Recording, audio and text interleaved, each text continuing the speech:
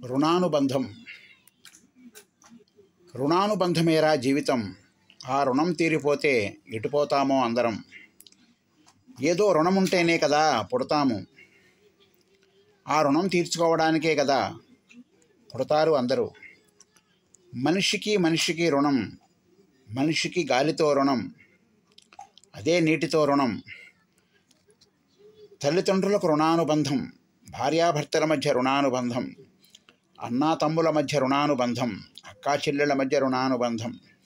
ప్రతి ఒక్కటి ముడిపడి ఉంది రుణానుబంధంతోనే.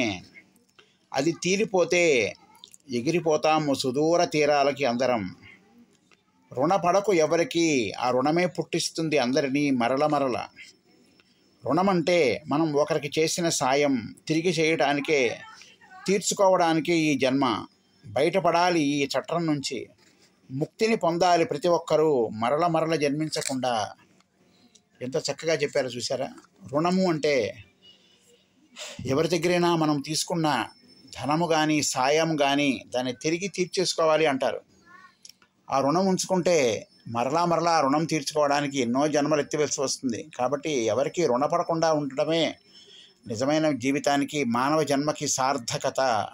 రుణపడిన నాడు ఆ రుణం తీర్చుకోవడానికి ఎన్ని వందల వేల లక్షల జన్మలు ఎత్తివలసి వస్తుందో ఎవరికీ తెలియదు, ఎవ్వరూ చెప్పలేరు. కాబట్టి ఎవరికి రుణపడకు. రుణపడినా వెంటనే తీర్చివేసేయి ఈ జన్మలోనే. లేకపోతే మరలా ఎన్నో జన్మలు ఎత్తివలసి వస్తుంది. కాబట్టి రుణాన్ని తీర్చేసుకో, ఈ బంధాల నుంచి బయటపడు, మరల జన్మించకుండా ముక్తిని పొందు.